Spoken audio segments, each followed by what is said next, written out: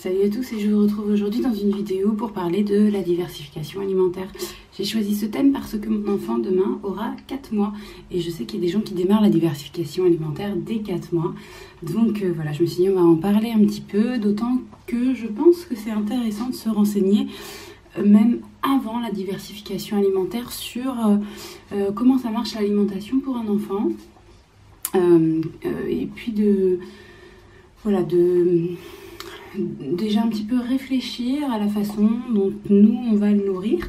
D'ailleurs on le fait de toute façon dès le début, à partir du moment où on commence à le nourrir soit au biberon soit au lait maternel au sein. C'est vrai que c'est une question de toute façon qu'on se pose très très vite et puis qui commence à se complexifier un petit peu à partir du moment où on doit intégrer d'autres aliments. Les règles deviennent un petit peu plus floues. Ça va vachement dépendre des médecins, on va pas tous avoir les mêmes consignes et on va pas tous avoir la même vision du truc. Et souvent, plus l'enfant va grandir et plus on va être perturbé par est-ce qu'il mange bien, est-ce qu'il mange assez, est-ce qu'il mange assez de légumes. La question des légumes, c'est vraiment un truc, ça revient tout le temps. Est-ce que c'est normal qu'il ait pris qu'une cuillerée à ce repas? À quel âge vraiment est-ce qu'on peut essayer de suivre ses goûts? C'est important de lui donner quelque chose de super équilibré. Alors comment faire pour qu'il mange de tout? Enfin, toutes ces questions-là chez les mamans et chez les papas aussi reviennent facilement. Et puis pour la personne qui fait la cuisine à la maison, c'est souvent un peu un casse-tête de se dire comment faire pour adapter un repas qui convienne à tout le monde. Et soi-même, dans son histoire, on n'a pas toujours eu non plus un rapport à l'alimentation toujours bon. On peut avoir tendance à manger trop, manger pas assez, manger que des bêtises. Enfin voilà, mon conjoint, il a une addiction au sucre hallucinante. Donc et puis à la malbouffe, hein, voilà, fast-food et compagnie, c'est vraiment son truc. Alors que moi, je suis plutôt branchée trucs bio, tout ça, mais j'ai quand même mon addiction au chocolat et puis voilà, je ne peux pas résister non plus à du fromage. Enfin, on a tous un peu au niveau alimentaire nos habitudes et puis notre petite défaillance sur un truc. Moi je sais que par exemple j'ai tendance à toujours être en léger surpoids, c'est pas énorme mais léger surpoids. Et je dois quand même faire un petit peu attention. Mon conjoint, lui, il peut manger vraiment n'importe quoi. De toute façon, il ne prendra pas un gramme. Donc, on a aussi ce rapport à notre corps qui fait que, de toute façon, on n'a pas tous la même façon de voir la nourriture. Et puis, pour nos enfants, on a un petit peu ce stéréotype de... voilà, il va falloir qu'on lui apprenne à manger et qu'on lui donne, si possible, des bonnes bases élémentaires. Et puis, tout ce sentiment est renforcé par les campagnes à la télé de il faut manger 5 fruits et légumes par jour, attention, pas trop sucré, pas trop salé, pas trop gras, blablabla. Bref, on a un questionnement autour de l'alimentation forcément qui arrive à un moment.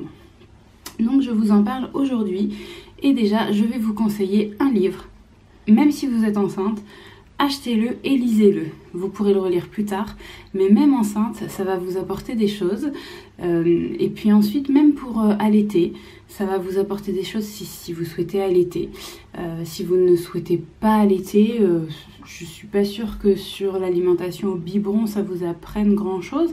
Mais au moins, vous saurez comment fonctionne un enfant, comment fonctionne sa croissance, son alimentation. Et vous commencerez déjà un petit peu à anticiper la diversification. Ce livre, c'est un livre qu'on trouve sur le site de la Leche qui s'appelle « Mon enfant ne mange pas » et qui a été écrit par Carlos González. Voilà, et il a marqué, je ne sais pas si vous voyez, comment prévenir et résoudre le problème. Et j'aime beaucoup ça parce que c'est ça, en fait, c'est pas forcément la peine d'attendre qu'il y ait un problème. Je pense que c'est bien de prévenir le problème, c'est-à-dire de connaître comment ça marche l'alimentation d'un enfant, pourquoi ça marche de telle ou telle façon. Une fois qu'on a bien compris, c'est limpide, c'est vraiment accessible à tout le monde, c'est vraiment pas un bouquin au perché, compliqué à lire, tout ça, il est illustré d'exemples en permanence. Dès les premières pages, on a tout de suite un intérêt, il faut pas attendre... D'ailleurs, vous avez peut-être pas vu, il est pas très très épais, hein. C'est pas un pavé... c'est pas un truc vraiment compliqué à lire, quoi. C'est vraiment très facile et on arrive hyper vite à se projeter et à s'identifier aux éventuels questionnements dont il est question dans le livre. Donc vraiment, je trouve que c'est quelque chose, moi je le recommande à fond parce que je trouve que c'est quelque chose à lire pour avoir un rapport sain à l'alimentation de son enfant. Alors, je reviens sur les petites choses que moi je voulais vous dire par rapport à la diversification. Donc, la diversification, certains la démarrent à 4 mois, mais ça peut être démarré beaucoup plus tard. L'OMS recommande un allaitement exclusif pour les mères allaitantes au sein pendant 6 mois. Donc, ils disent que pendant 6 mois, c'est même pas la peine d'essayer de proposer autre chose que le sein à son enfant. Alors, personnellement, je pense que j'essayerais de lui proposer quelque chose avant. Mais en fait, c'est pas que moi, je lui proposerais quelque chose. C'est que je verrai si lui veut quelque chose. Ça n'a pas encore complètement démarré, mais je vois déjà des prémices. En observant Jonas, là, je vois déjà des prémices. Quand on est à table, il est à table avec nous. Ça, je trouve que c'est la base, d'avoir son enfant qui puisse nous regarder manger. C'est hyper important pour que lui-même apprenne à manger. Puisque les enfants apprennent par imitation. Donc chez nous, on a toujours fait les repas en famille. Je suis d'accord que c'est une contrainte. C'est pas forcément possible pour tout le monde, mais c'est pas si compliqué que ça. Honnêtement, c'est pas si compliqué que ça. Même moi, au final, j'ai trouvé ça plus simple parce que ça évite d'avoir des décalages de cuisson, des trucs à préparer différents. Notre plus grand Enzo a toujours mangé comme nous, dès le début. Voilà, toujours.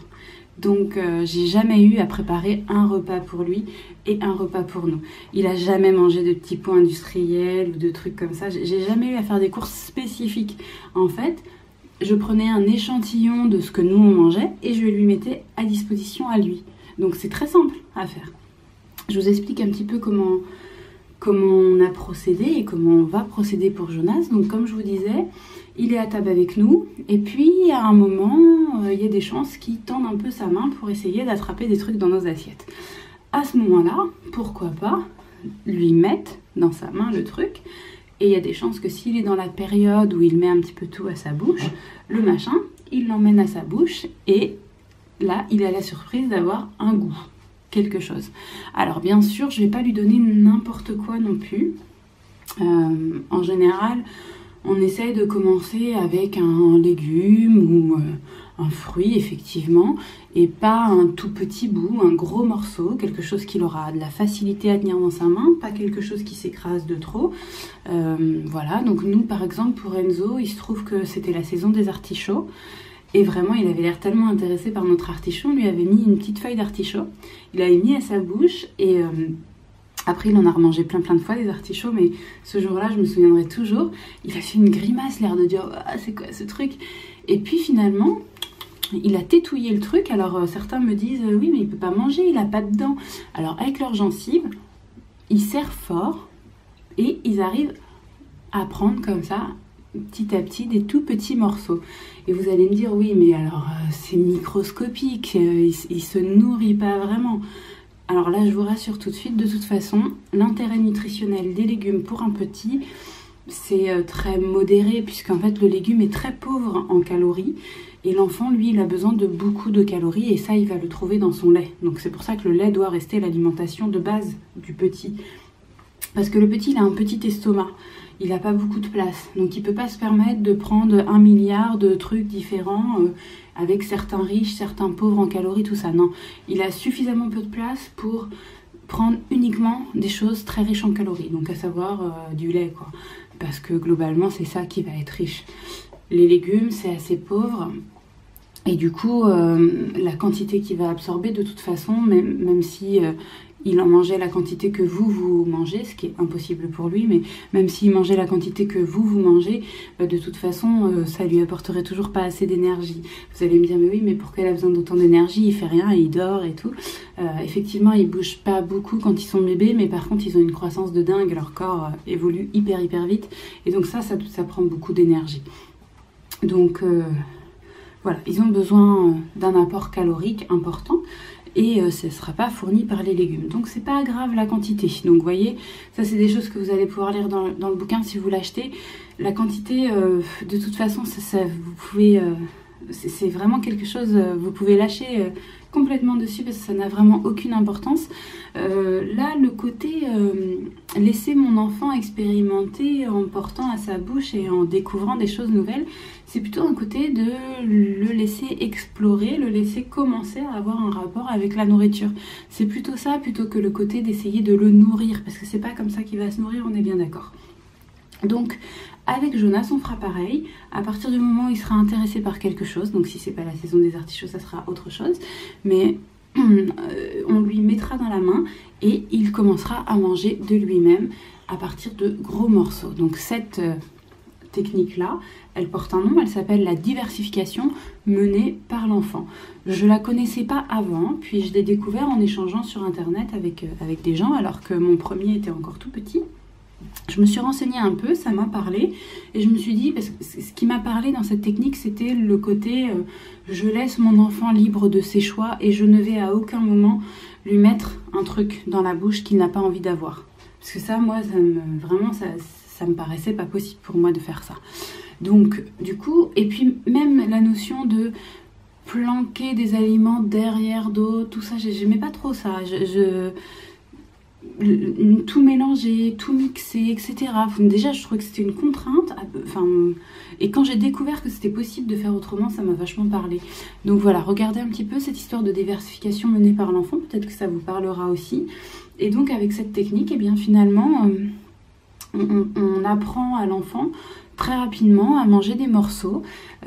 Effectivement, on peut avoir un peu peur, voilà, qu'il s'étouffe avec, mais ils ont un très bon réflexe nauséeux qui fait que si toutefois un morceau est trop gros et ne passe pas, eh bien ça ressort. Et moi, j'ai effectivement eu certains jours où Enzo me faisait un petit peu peur parce que on croyait qu'il allait avaler et puis finalement ça passait pas et il ressortait le morceau. C'est arrivé certains jours, c'était pas du tout l'ambiance de tous les repas, hein, je vous rassure, la majeure partie du temps, le repas était une partie de plaisir. Et malheureusement pour moi qui n'aime pas les saletés, c'est vrai que ça peut être salissant, la diversification menée par l'enfant, mais au pire, on met une petite blouse à l'enfant qui permet qu'il ne tâche pas ses habits et on passe un coup d'éponge sur sa chaise et par terre à la fin du repas, c'est vrai. Mais je trouve qu'avec cette technique, l'enfant a un rapport agréable à la nourriture. Et ça, pour moi, c'était essentiel. Et puis, comment vous dire, finalement, effectivement, il passe par un moment de saleté, d'expérimentation, mais j'ai jamais eu, moi, d'enfant qui me jetait son assiette, faisait vraiment n'importe quoi avec la nourriture. Non, les choses qu'il faisait avec la nourriture qui étaient salissantes, c'était plutôt des maladresses que vraiment des intentions de mettre de la nourriture partout. C'était juste qu'il était en train d'apprendre. Et finalement, très rapidement, il a voulu prendre une fourchette. Pour tout vous dire, à 9 mois, mon enfant, il était capable de manger hyper proprement avec une fourchette. À 9 mois. Donc, ça a renforcé ma conviction que finalement, en leur faisant confiance, en les laissant faire, eh bien, c'est le meilleur moyen d'être embêté le moins possible de notre côté. Parce que, comme je vous dis, il a mangé comme nous. J'avais pas de choses spécifiques à préparer. Il a très vite appris à manger. Et encore à ce jour, maintenant qu'il a plus de 3 ans... je relève vraiment aucun problème du côté de l'alimentation pour lui. Il n'y a vraiment aucun souci. Et de mon côté, on ne s'est jamais fâché avec l'alimentation. Ça n'a jamais été une source de conflit. Et tous les gens autour de nous sont très surpris de voir « Oh, il mange bien tout seul, il a bon appétit, il vient à table. » Et ouais, parce qu'en fait, ça n'a jamais été un challenge de le faire manger. Il n'y a jamais eu d'enjeu autour de ça. À ce jour... Si toutefois il n'a pas faim, eh ben il ne mange pas. Je lui autorise ça. Je lui dis tu as faim ou pas faim? C'est ça ma question. Il me dit je n'ai pas faim. Ok, eh ben tu peux sortir de table. Ah non, mais je voudrais un dessert. Alors oui, ça c'est récent. Parce que bah du coup, c'était pas le cas au début, mais au fur et à mesure, il y a des préférences qui sont nées. Et puis du coup, bah, la préférence pour le dessert, elle est quand même assez nette. Il aimerait bien prendre 3 desserts et 0 entrée par exemple. Chez nous, il y a toujours un petit peu d'entrée, un petit peu de milieu, un petit peu de dessert. Voilà, ça c'est notre fonctionnement. Mais du coup, lui, il serait partant pour tout laisser et puis passer direct au dessert. Moi, je lui ai dit quand même, je veux bien que tu passes au dessert, à condition d'avoir juste pris une bouchée de ton entrée, une bouchée de ton plat. Juste une petite bouchée, histoire de dire que tu as goûté et que tu es vraiment sûr que tu n'en veux pas. Il prend sa petite bouchée, en général ça lui pose pas trop de soucis. C'est pas pour le but nutritionnel, hein. C'est vraiment pour le but de conserver une variété de goût en bouche possible. Et puis aussi pour qu'il soit sûr qu'il n'en veut pas. Parce que par exemple le soir, bon la soupe en ce moment il est pas trop branché soupe, ok. Mais ça n'empêche que quand la soupe est bonne, il prend sa bouchée, il me regarde avec un petit sourire et je dis qu'est-ce qui se passe? Et il me dit bah finalement je veux bien la manger en entier parce qu'elle est bonne ta soupe maman. Ok, bon bah vas-y mange-la alors.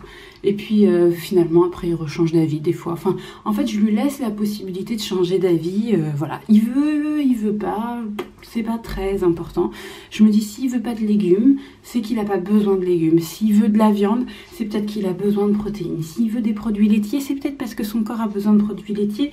Je pense qu'il faut faire confiance aux enfants sur leurs besoins et essayer de les laisser aller vers ce qui les tente, à condition bien sûr que ce qu'on leur propose soit adapté et que bien sûr on leur mette pas sur la table le choix entre un soda, du ketchup et des bonbons. Ça va de soi bien sûr. À la maison, à mon sens, il faut avoir des choses qui sont bonnes d'un point de vue nutritionnel et après l'enfant lui comme ça peut faire ses choix. Si jamais on lui fait des choix qui sont mauvais, enfin de toute façon sur les 3 choses qu'on lui propose, de toute façon il n'y a rien d'intéressant pour lui au niveau nutritionnel, bien sûr il n'aura pas une bonne alimentation. Mais si devant lui on lui met de la viande, du poisson, des légumes, des fruits, des féculents, des produits laitiers, tout ça, eh bien lui spontanément je pense qu'il va savoir se tourner vers ce dont il a le plus besoin en fonction de ses besoins du moment, parce qu'en fonction de son âge l'enfant n'a pas toujours les mêmes besoins. Voilà, donc voilà, cette vidéo elle était pour vous dire que peut-être ça vaut le coup de se poser la question de savoir quelle approche on veut faire de la nourriture avec son enfant. Parce que ça peut être quelque chose, je pense, de très agréable pour tout le monde et qui n'a pas lieu, à mon avis, de soulever trop de questionnements. Parce qu'un enfant, en fait, si jamais il est dans un environnement où il y a de la nourriture, et on est dans une société où on a de la nourriture, voilà, on n'est pas dans un pays en famine, et ben il va pas se laisser mourir de faim, donc faut pas s'en faire s'il mange pas, c'est qu'il a pas besoin. Et puis la question de manger équilibré, et ben on mange pas tous équilibré tout le temps, et l'enfant lui ne peut pas manger équilibré tout le temps non plus, donc parfois il est plus tourné vers un truc, parfois plus tourné vers un autre, et je pense que c'est au contraire en induisant des conflits autour de l'alimentation, et ce dès tout petit, et même éventuellement dès les biberons et dès le sein, en induisant des conflits autour de ça, à ce moment-là, on génère des problématiques. Mais la problématique en elle-même, si on laisse un peu couler, si on laisse faire, je ne crois pas qu'elle va exister. Alors après, bien sûr, ça va vachement dépendre des tempéraments des enfants. Il y en a certains qui vont avoir un rapport plus facile à l'alimentation que d'autres. Mais néanmoins, je pense que si on leur fait confiance, eh bien, voilà, ils vont petit à petit évoluer vers quelque chose, à mon avis, d'assez serein. Alors peut-être que certains petits mangeurs resteront toute leur vie petits mangeurs. Est-ce que c'est un problème? Je ne crois pas. Et puis certains gros mangeurs resteront toute leur vie gros mangeurs. Voilà, et puis ils auront des goûts, ils auront des trucs qu'ils préfèrent manger que d'autres. C'est comme ça, et c'est comme pour tout. Il y a des petits dormeurs, il y a des gros dormeurs. Il y a des enfants qui aiment beaucoup bouger, il y en a qui n'aiment pas beaucoup bouger. Il y en a qui aiment plus les mathématiques, d'autres qui aiment plus le français. Voilà, bien sûr, ils ont leur caractère et ça va s'exprimer aussi autour de l'alimentation. Mais ça me paraît important de leur laisser la place à cette expression et de leur donner le pouvoir, si toutefois il y a pouvoir. Mais en tout cas, de leur donner la main, voilà. Parce que le pouvoir, c'est pas forcément le bon terme, mais de leur laisser la main quant à la façon dont ils vont se nourrir. Parce qu'ils sont mieux placés que nous pour savoir ce dont ils ont besoin, nos petits loulous. Voilà, donc éventuellement renseignez-vous sur la diversification menée par l'enfant. Je comprends que ça ne parle pas à tout le monde, mais renseignez-vous. Et puis surtout, lisez le petit bouquin dont je vous ai parlé en début de vidéo. Je pense que vraiment, ça devrait être chez toutes les mamans. Voilà, j'espère vous aider un petit peu dans votre réflexion. Si c'est le cas, vous me mettez un petit j'aime en dessous de la vidéo. Et puis vous n'oubliez pas de vous abonner pour rien louper de la suite. Je vous dis à très vite.